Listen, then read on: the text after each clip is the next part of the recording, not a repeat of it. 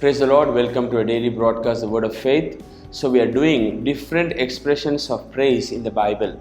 So we have seen many things. We have seen dancing. We have seen praising God with instruments. We have seen weeping. We have seen laughter.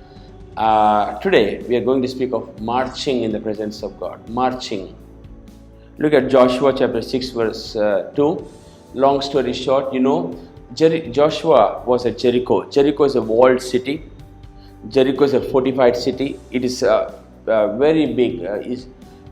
Theologians say 3 chariots can run on that wall. Okay. So now, what did the instructions Joshua received from God? Look at this, Joshua 6:2. And the Lord said unto Joshua, See, I have given into your hand Jericho, and the king thereof, and the mighty men of valor. You shall encompass the city, all you men of war, and go around the city once, and thou shalt do 6 days. So, Joshua and the priest were marching around the walls of the city for 6 days, for 7 days. Why were they marching? What happens when we march? So many churches, when they feel like marching, they march. Why should we march? What happens when we march? Look at this. When they march around that walls of Jericho, the walls of pride came down, the walls of unbelief came down, the walls of bondages came down. You see this? So something happens in the realm of the spirit when we march. Look at this. Jehoshaphat goes to battle. Okay? And then what did he instruct his army to do? Look at this. 2 Chronicles 20:20. They arose early in the morning and went forth into the wilderness. You see this? They went forth into the wilderness. And verse 21. When he had consulted with the people, he appointed singers and the Lord, and they should praise the beauty of His holiness. And they went out before the army to say, Praise the Lord, for His mercy endures forever. And when they began to sing and praise unto the Lord set ambushes against the children of Ammon, Moab, and Mount Seir. What's happening here? As they were marching, you see, the singers were going before the army with instruments, and they were marching.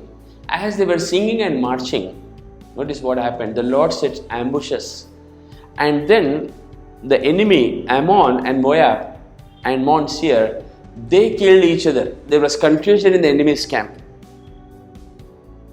You see this? So when we march, okay, the walls of bitterness will come down, the walls of bondages will come down, and we will have great victories in our battles. That is marching. You understand this? Are you getting this? So we can march in the presence of God. We can like an army marches, we can march in the presence of God. Okay? And then last one, we should rejoice. We should rejoice in the presence of God. Look at this, Deuteronomy 12:12. And you shall rejoice before the Lord your God, your sons and your daughters, your men servants and your maid servants, and the Levite, and all that which is within your gate, for as much as, you see this, you shall rejoice. You shall rejoice. Okay, so that's why praise is called celebrations. Some churches call it celebration service. You know why? When we come here, we should come with thanksgiving. We should come with gratitude. We should come with joy. Look at this, Psalms 100 verse 4. Enter into His gates with thanksgiving, and His courts with praise. Be thankful unto Him and bless His name. This is the protocol we have to follow when we come to the house of God. This is how we have to enter His presence, with singing, with instruments, with shouting. See, even they shouted at the walls of Jericho. You understand? So there's nothing wrong even when we shout in the presence of God. The walls will come tumbling down, playing music. Are you getting this? So many expressions in the Bible. We just can't stand still just in the presence of no. There should be life. There should be expressions.